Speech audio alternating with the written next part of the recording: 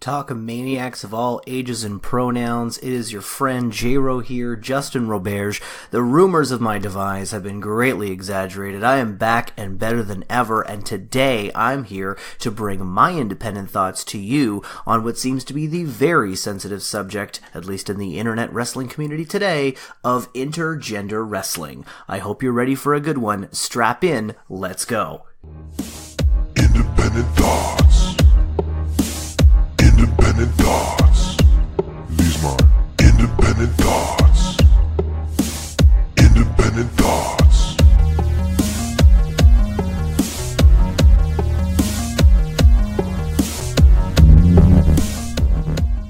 So you heard me right in the intro, guys. Today we're going to talk about intergender wrestling. Now, the reason why I feel it's necessary to bring this topic of conversation up is purely because it's a huge topic right now in the internet wrestling community, notably Twitter. The main things I'm hearing a lot is the debate over whether or not intergender wrestling is, quote, killing the business. I'm going to tell you here and now, I don't believe that it's killing the business. I'm perfectly fine with intergender wrestling. I know that two main topics that come up on that spectrum in the debate of intergender wrestling are notably the mixed match challenge that recently took place that the WWE did over a span of 12 plus weeks, and then more importantly the big mixed tag team match we had at WrestleMania featuring Angle, Rousey, McMahon, and Triple H. So if you're on the anti-intergender wrestling bandwagon, you can easily point to the mixed match challenge and say, yeah, but in those mixed tag matches, it was heavily focused where the women would only compete with the women and the men would only compete with the men. The only instance that this really comes into question is during the Charlotte versus Rusev confrontation, in which case Charlotte was trying to light Rusev up like a Christmas tree, and he was basically no-selling her chops, because he's Rusev. My immediate thought on this particular case would be, I honestly think that Rusev should at least give her some benefit of the doubt and happen to have at least sold the chops a little bit. I understand you're trying to do this whole thing where he's tough and there's no way that she could possibly damage him, but at that point you're really starting to stack the playing field in favor of the guys versus the girls and saying that there's no possible way that one of their female competitors could possibly do some damage to a male competitor. And quite frankly, it's 2018. You're not fooling us. That is entirely not true. I honestly feel in hindsight of this like there should have been more in-ring competition between the men and the women. Now I understand we're talking about a PG era here and WWE has a very specific niche that they're catering to. Well, not specific, but you got to understand when you're playing the PG game, you have to be very careful about how you have women and men competing in the same ring at the same time. That's why it took probably so long for them to try this mixed match challenge as just a test, a way of testing the waters to see if it would work out. Now that's all fine and dandy, you could say, but say, okay, well, what about the actual mixed tag that took place at WrestleMania? There was a pretty heavy sequence there, in which case Triple H and Ronda Rousey were getting physical, as was a smaller extent in which Angle and Stephanie McMahon were getting physical. To that, there's not a whole lot of an argument I can give you. They were trying to abide by the rules, let's say. Well, this is wrestling, so let's say the idea that rules exist, if you'll follow me, and the referee tried to basically invoke those, to which Triple H had to put them in the corner. He put Baby in the corner, and he said, hey, I'm your boss, I make the rules. If I'm gonna smack her, I'm gonna smack her, and there's basically fuck all you can say about it. Now, I understood that was gonna happen, and I think that's the only particular case where they would allow this kind of intergender actual physical confrontation to exist, notably because of the names involved, pure and simple, because deep down, we wanted to see Ronda Rousey throw Triple H around and possibly submit him to an armbar. I know everybody just freaked out when she grabbed him in that armbar during that match, and that's one of those times where it really brings up the possibility of, oh yeah, this can be legitimate, and she could have actually tapped him. Let's be real. That was a very real situation we could have seen. But this is professional wrestling, and that's why he was not the one to submit to her. Stephanie was. But the point of this episode is to not break down that match and say what was right, what was wrong. It's about the overall subject of intergender wrestling. Is it good? Is it bad? What are the pros? What are the cons? Why are people in such an uproar about this? And that's what I'm hoping to shed some light on today. And I honestly feel that although the WrestleMania tag match and the mixed match challenge gets a lot of the attention on this subject, I really feel that the main reason that a lot of us are talking about this subject today, in particular, not specifically, but as of late, has to do with a show that Beyond Wrestling did during WrestleMania week, a show called Lit Up. This is a show that I watched. I enjoyed it a great deal, as a matter of fact, but there was something about Lit Up that separated itself from all of the other shows during WrestleMania week, and that was that the entire show card, from bottom to top, was entirely intergender matches. And if you'll allow me to play statistician for a moment, I can tell you that if I'm not mistaken, the women got more of the W's on that particular show. Now that brings on a few questions, because number one, I know for a fact that there are some of you out there that are listening to this right now that are not familiar with Beyond Wrestling. There may even be some of you that don't even know that Beyond Wrestling exists, and that is a crying shame. But I'm not going to take this time to wag my finger at you. I'm not. I'm just going to suggest that maybe when you get a few minutes when you're done listening to this, you go check it out. I think the bigger question in this is more so, okay, why has Beyond Wrestling and this particular show that they did called Lit Up caused so much drama in the internet wrestling community? And I suspect, and I could be wrong here, but I suspect that this has to do with a question that got brought up to none other than wrestling legend Jim Cornette.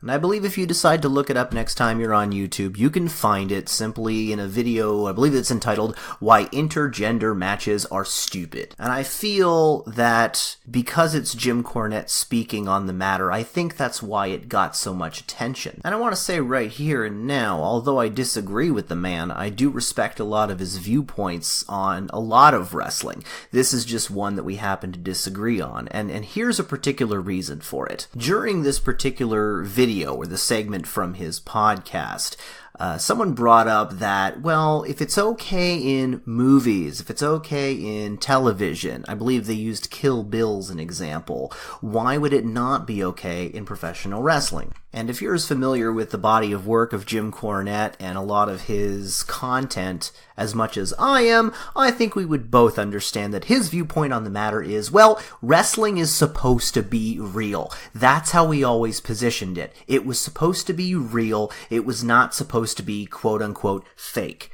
And I strongly feel that it's this particular bit of information that causes so much strife in the wrestling community about intergender wrestling.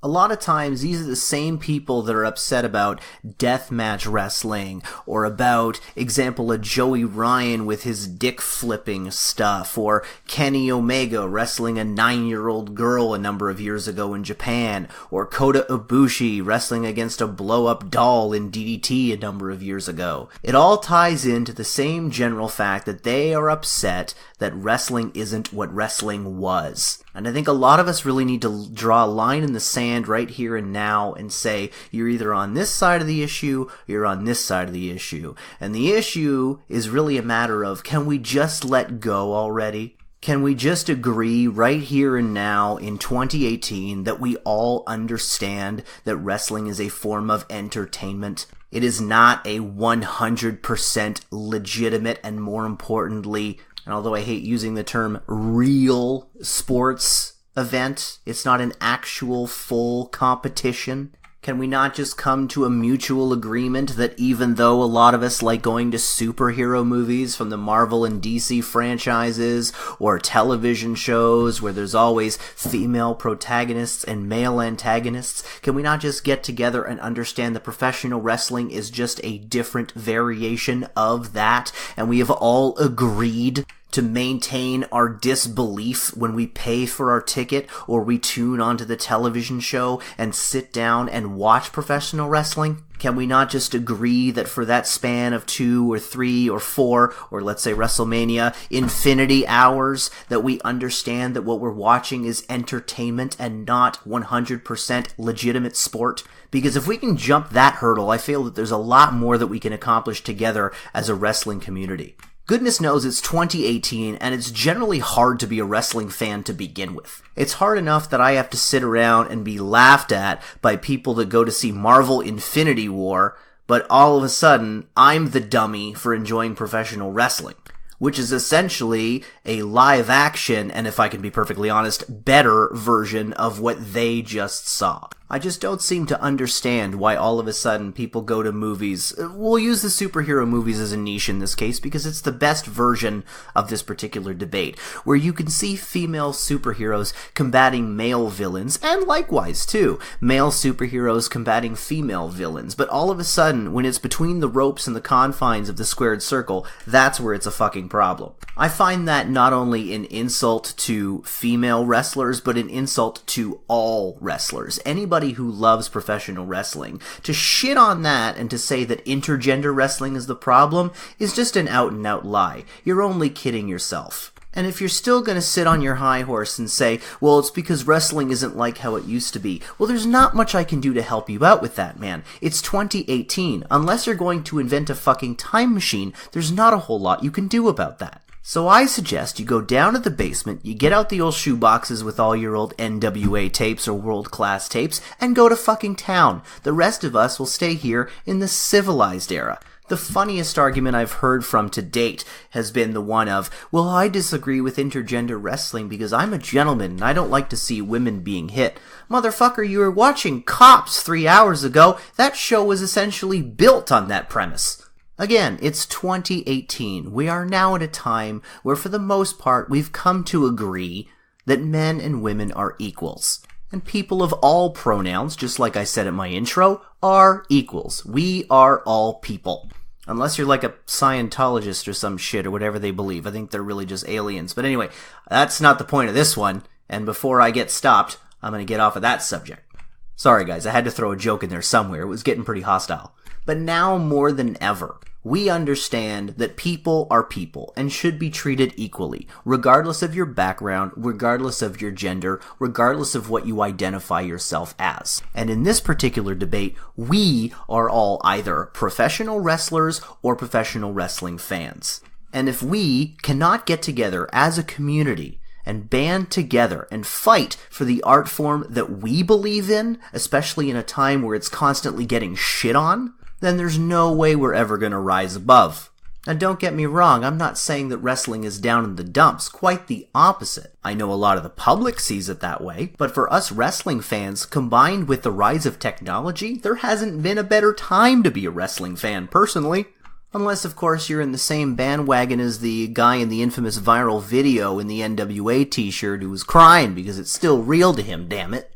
Generally speaking, if you're not like that guy, which I can't really help at that point, but if you're with the rest of us, again, now's a pretty goddamn good time to be a wrestling fan. The internet has made it where there's so much more access to so many more promotions and different types of professional wrestling. Different variations on the wrestling form, the art form, that we all love. There's something for everyone. Wrestling is for everyone. Goodness knows I use that hashtag constantly on Twitter if you follow me. And just like wrestling is for everyone, there's always some type of wrestling for everyone, whether it be intergender wrestling or otherwise. But again, with so much content out there and so much debate going on, if we can't band together and agree that intergender wrestling, just like other types of wrestling, is wrestling, and wrestling is fucking awesome, then there's no way that anybody's ever gonna take us seriously. So I, J-Ro, Justin Roberge, and making a call to action right here and now. Mother's Day 2018, 9:30 p.m. is when I'm recording this. Terrible timing, I know. But I am making a call to action to all wrestling fans, starting with you guys listening to this right now. Whether you believe that intergender wrestling is killing the business, or whether you believe that anybody who thinks it's killing the business should fuck off, can we not only cease the debate, but more importantly, can we just replace the debate with the standpoint that we can all agree on, and that's wrestling is pretty fucking awesome. So hey, that got pretty serious, huh? Well, first of all, I want to appreciate you guys for sticking that out and hearing me out on this one. It was something that I really wanted to get to, and it's been in my head for a while, and I just never really had the time to sit down and get my thoughts out. But I felt that now, more than any, Mother's Day, I guess, now seemed the best time to make that line in the sand about intergender wrestling. Kind of weird, huh? But anyways, thank you for sitting through that. Now, I gotta show some love where it's due here.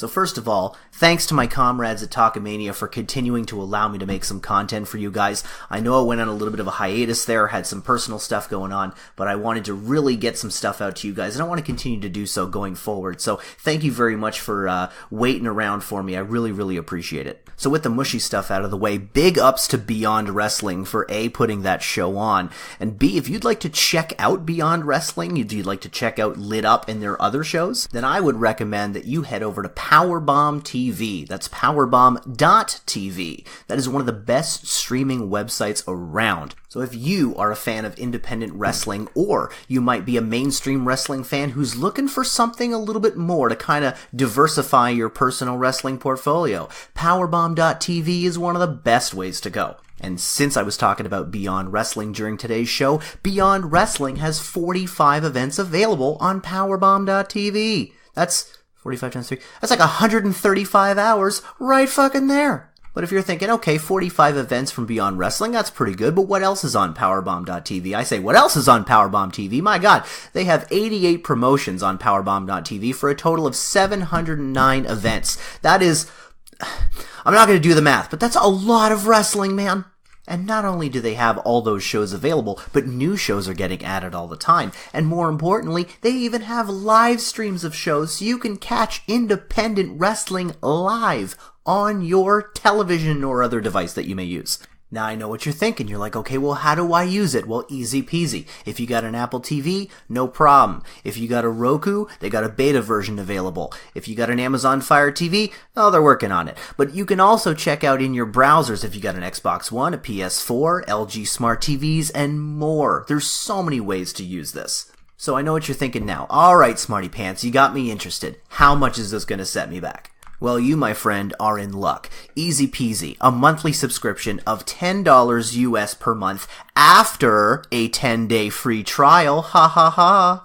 That's right. 10 days, free, charge, baby. All you gotta do is head over to powerbomb.tv, you get your free trial, you get started up, and I guarantee you that you'll be hooked. And if you're thinking, okay, I'll do this 1 month, this is pretty sweet, is there any way I can save a few bucks on that? Well, you damn skippy hippie, here's what you're gonna do. They also offer an annual subscription. For $100 USD for 1 full year, you save yourself $20 motherfucking dollars right there. And you got a full year of powerbomb.tv to your heart's content, my friend. So I think I've hyped it up enough. I think what you need to do as soon as we're done here today, you get yourself over. Now if you're driving, you're listening to this, okay, probably not a good idea. Pull over safely, get to your destination, but keep it up in your brain. Keep it up in your brain. Powerbomb.tv. You go there, you get your free trial, you get hooked up with more independent wrestling than you can shake a stick at. So you do it. You do yourself a favor as a wrestling fan. You do yourself a favor and you go to powerbomb.tv today. There you go. So now that the hype train has left the station, thank you again for listening. You guys have been an absolute pleasure. I've been Justin Roberge, a.k.a. J-Ro, a.k.a. your favorite podcaster's favorite podcaster, and I will yell in all of your gorgeous ears next time. Adios. Independent thoughts. Independent thoughts. These mine.